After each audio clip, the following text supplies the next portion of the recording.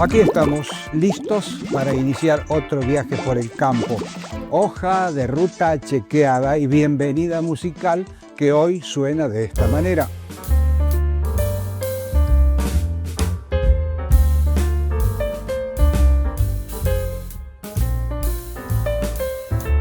Las imágenes de paisajes de la geografía nacional que en algún momento hemos visitado y hoy compartimos junto a la propuesta musical, habilita el inicio de este viaje por el campo.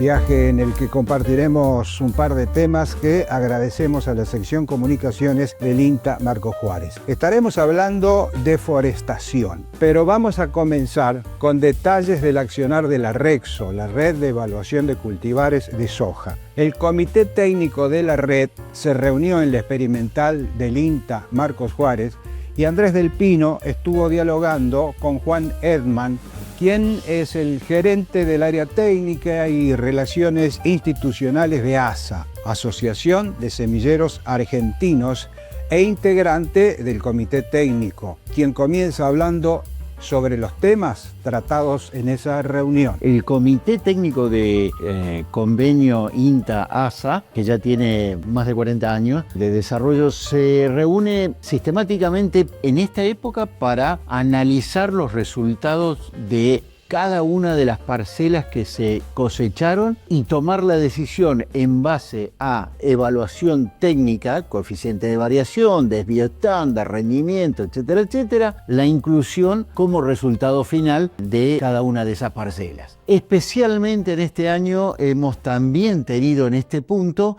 una evaluación del futuro de la REXO en función del valor que aporta a los productores, el usuario de germoplasma y a las propias empresas que están incluyendo sus variedades dentro de la REXO. La REXO, además de tener la historia que contabas vos, lo cual ya es un valor en sí misma, ¿no es cierto? Tiene una estructura, por así decirlo, virtuosa, público-privada y a su vez de un producto que, como todos los productos en este caso de Recado, son abiertos. ¿Cómo valorás esa experiencia luego de todo este tiempo en el cual se desarrolla esta experiencia? Muchísimo, es un modelo de vinculación público-privada que ha trascendido el tiempo, lo hemos sabido desarrollar en conjunto con cada una de las autoridades que ha tocado dentro de INTA y que inclusive también ha trabajado en el sector privado desde la Asociación Semilleros y es un activo muy importante dentro de la Asociación de Semilleros Argentinos y entiendo que para el INTA también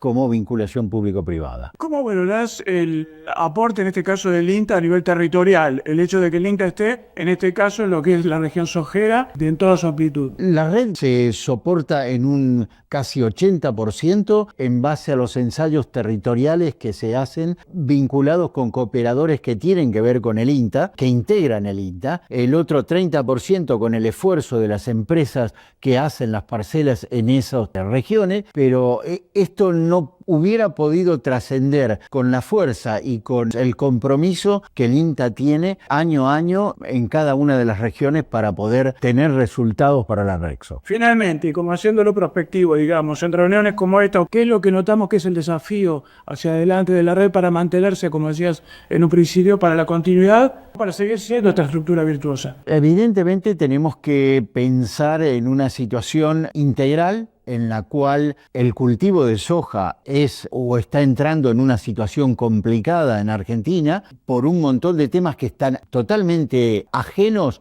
a la mesa técnica de REXO, pero que inevitablemente influyen en el negocio de la semilla y del germoplasma de soja en Argentina, comparado inclusive con otros países, y por lo tanto el desafío desde esta mesa técnica público-privada tratar de pensar y de aportar con conocimiento y con los ensayos y los resultados cómo la genética y el germoplasma realmente es la base para el crecimiento del cultivo. Realmente interesante la tarea en pos del mejoramiento del cultivo de soja, pero yo sacaría aparte y para destacar la eficiencia de un equipo que responde a un convenio público-privado y que realmente cumple con los objetivos a los que apunta. El otro tema que habíamos adelantado, es decir, forestación, tiene que ver también con una importante jornada realizada en el experimental del INTA Marcos Juárez, que nos dejó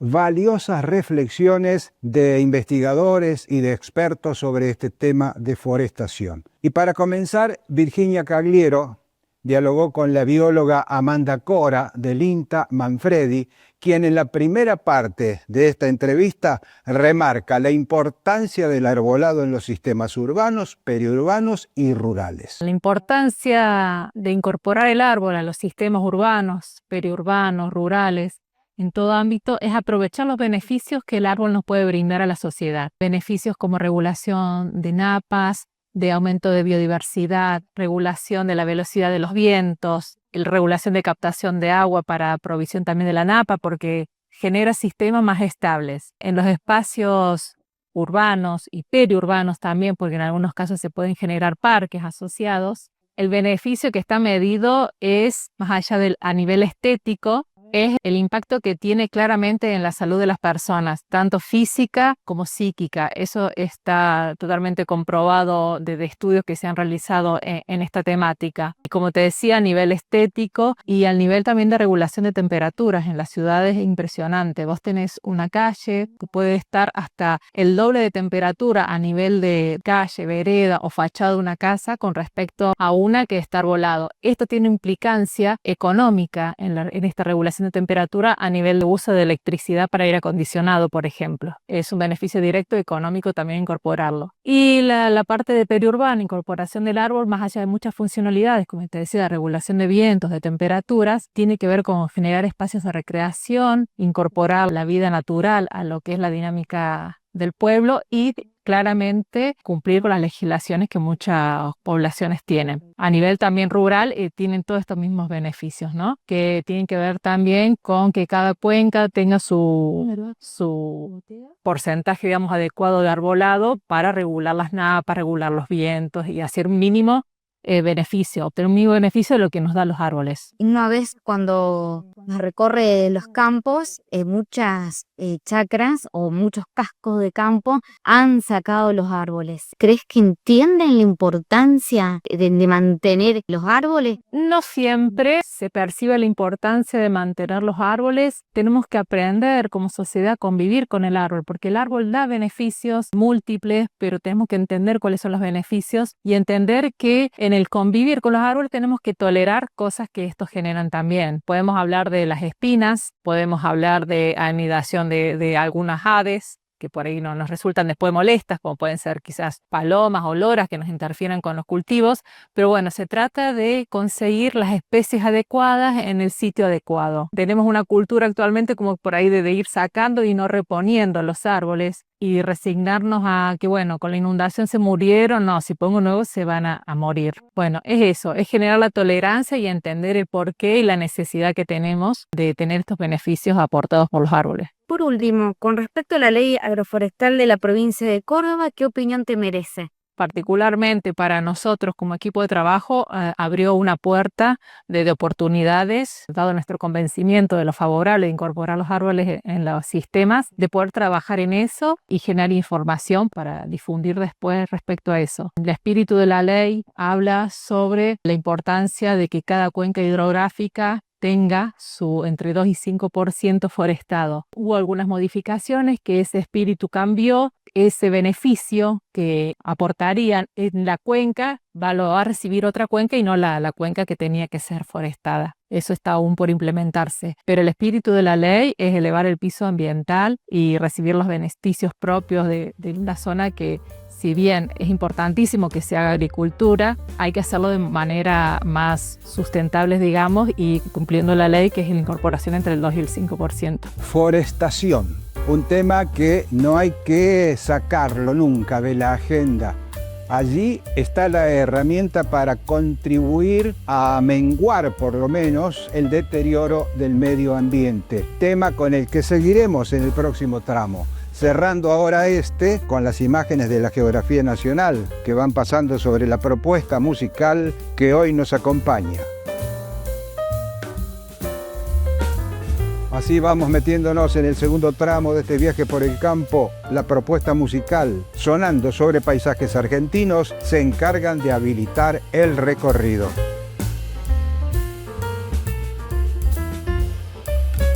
Y seguimos imaginariamente a la sombra que nos brinda el arbolado del módulo de producción periurbana de la experimental INTA Marcos Juárez. En el marco de esa jornada sobre deforestación realizada allí hace algunas semanas, Virginia Cagliero también dialogó con el ingeniero agrónomo Francisco Marraro del INTA Manfredi y en el transcurso de esa entrevista tocan el tema sobre la implantación de un ensayo de eucaliptus que se está haciendo allí en el módulo de producción periurbana de Marcos Juárez. El origen del ensayo es evaluar materiales de eucalipto por resistencia al frío y productividad para esta zona de la provincia de Córdoba.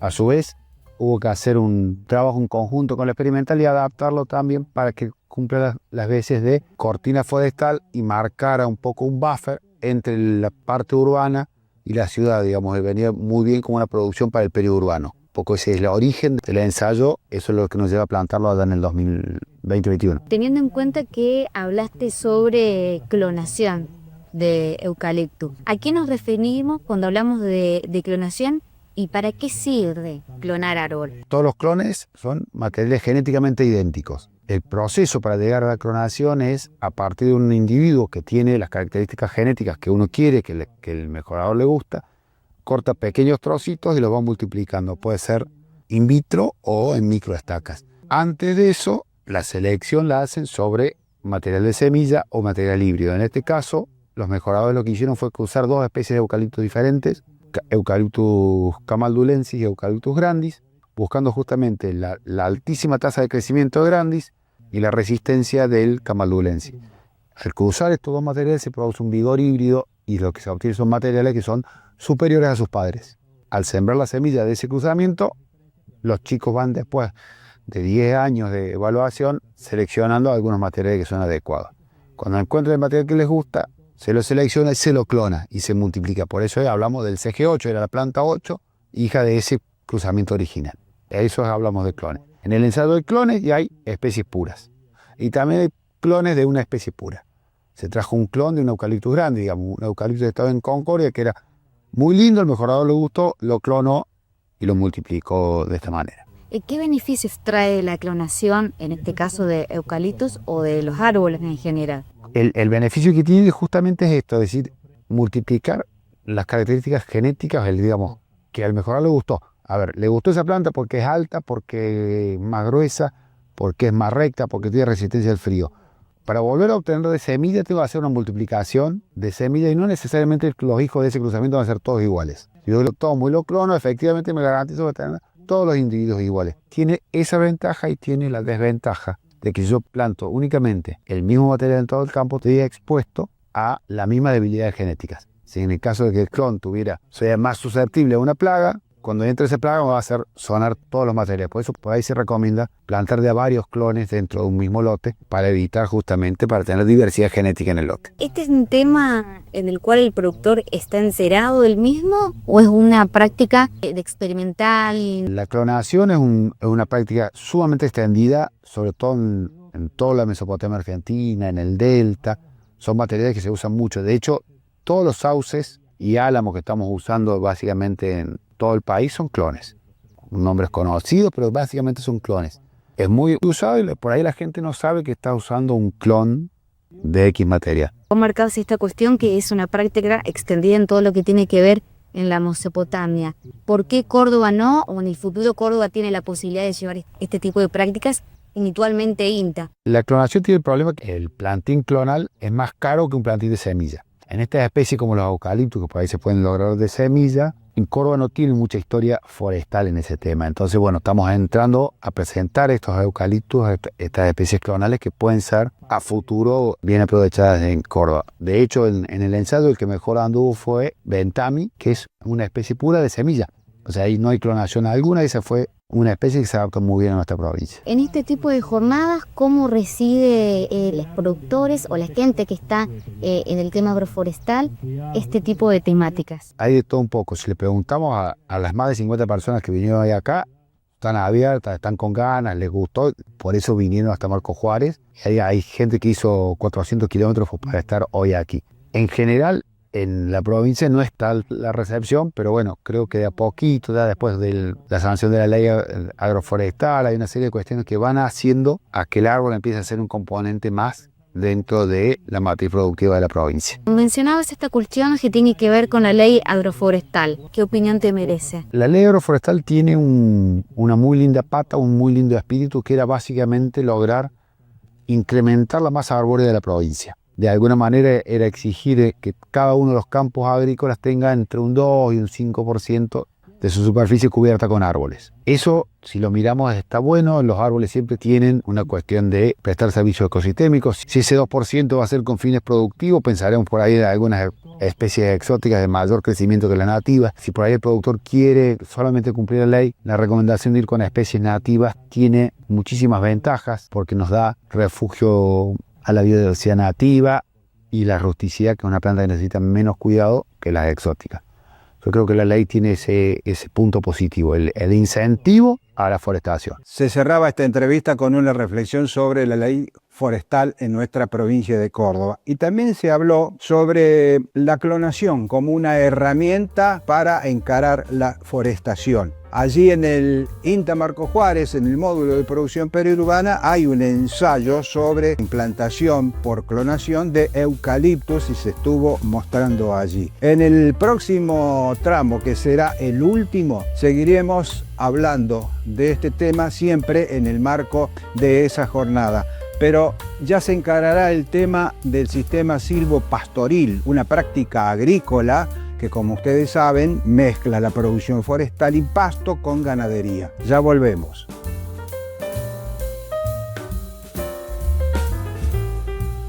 Abrimos así el recorrido del tercer y último tramo de este viaje por el campo. Propuesta musical mediante, sonando sobre paisajes por los que en algún momento anduvimos.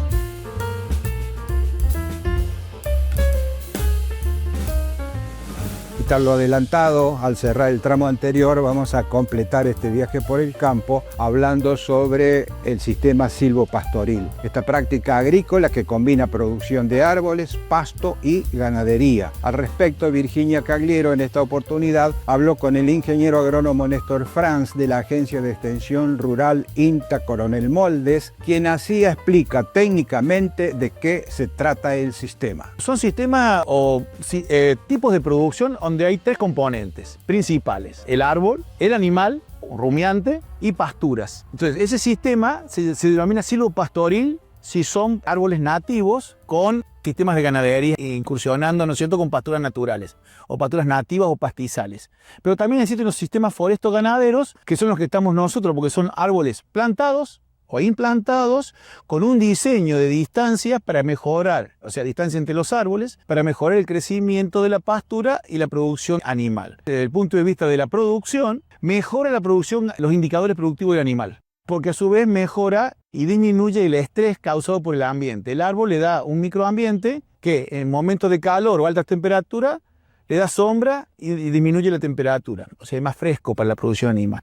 Y a la inversa, cuando hace frío o hay heladas, el árbol también amortigua ese problema sobre la producción animal. Sobre todo se da en la ganadería, tanto de mayores como menores, en el parto de los animales. Entonces eso nos ayuda a nosotros a tener una alta tasa de sobrevida y una mejor lactancia de los terneros o los corderos al pie de la madre. Generalmente los sistemas ganaderos y donde encontramos el árbol en producción están hacia el oeste, tanto del norte como en el sur, pero dominan los sistemas de monte que están ubicados al norte de Córdoba, o el oeste o al pie de sierras. Ahí encontramos sistemas con árboles nativos donde existe una ganadería controlada y evitando la degradación del ambiente con una ganadería sustentable, aplicando prácticas de bienestar animal. Este sistema necesita animales que generalmente tengan poca producción de lana, porque la lana es un componente que se afecta muchísimo cuando el animal pasa cerca del tronco del árbol, o son árboles bajos, o hay espinas, si fuera monte nativo. Entonces eso desmerece la calidad de la lana desde el punto de vista textil. Preferimos y desarrollamos animales de razas carniceras, con pelo en vez de lana o con poca lana. Inclusive se está desarrollando y seleccionando animales en contra de la producción de lana, o sea que tengan menos producción de lana en la producción anual, que le llamamos nosotros, que le denominamos vellón. Vellón es la producción externa de lana del animal. Lo que estamos buscando es que el crecimiento de esa mecha sea lo más bajo posible para estos sistemas de producción. ¿Cuáles son algunas de esas razas? Dentro de las razas carniceras que inclusive han ingresado hace poco tiempo en la Argentina,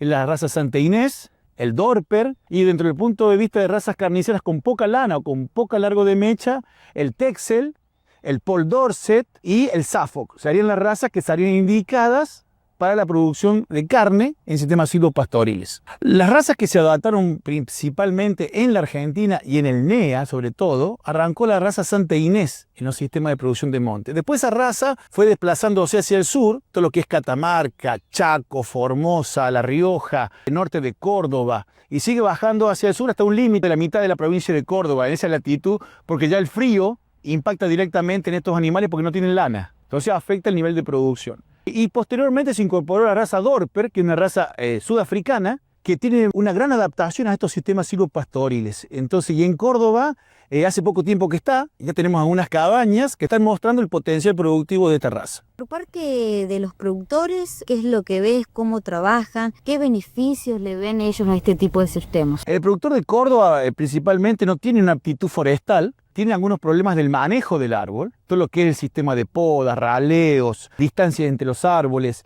porque necesitamos tener una cobertura de sombra del 30% en la superficie de una hectárea.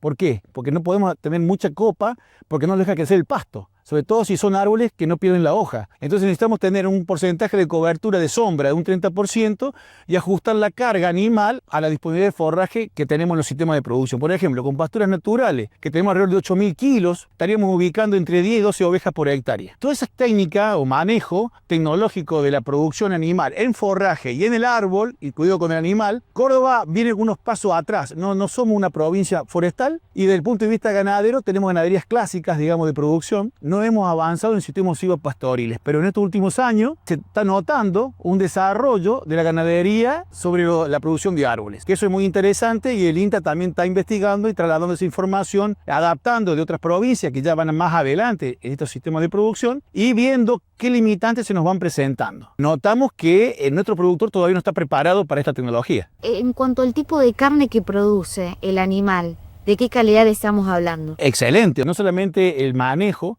las prácticas de bienestar animal, el árbol da un sistema mucho más amigable de producción, y no solo que también mejora la calidad del pasto, porque el árbol regula la profundidad de la napa, del agua, mejora también la captación de gases de efecto invernadero, apunta al control del cambio climático. También se lo acusa al rumiante de producir metano por las bacterias del rumen. Todo esto es cierto que el rumiante lo produce, pero estos sistemas lo captan y lo fijan al carbono al suelo. Y desde el punto de vista de producción de carne en calidad, depende mucho del manejo que tú hagas, de la raza y el animal destinado específicamente a la producción de carne, y la edad de faena de los animales con la terminación de condición corporal y grado de engrasamiento. Muy interesante repaso de lo que es un sistema silvopastoril, sus ventajas para optimizar el uso del suelo, mejorando productividad y por sobre todo aportando beneficios para la sustentabilidad ambiental. Totalmente recomendable para las zonas donde es posible implementar este sistema. Y de esta forma hemos llegado a la meta por hoy, por lo tanto vamos a encontrarnos con nuestra despedida y lo invitamos a usted también.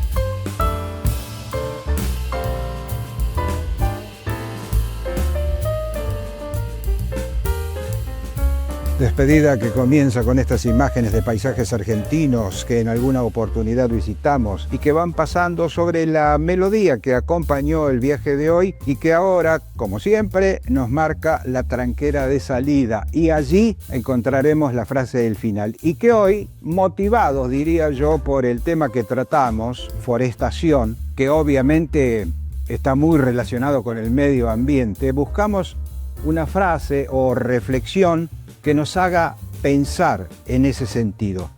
Y la que encontramos dice así: cuidar el medio ambiente es cuidar nuestra propia supervivencia. Realmente ha sido un gusto para mí, espero que para ustedes también. Y si Dios quiere, nos vemos en la próxima. Chao.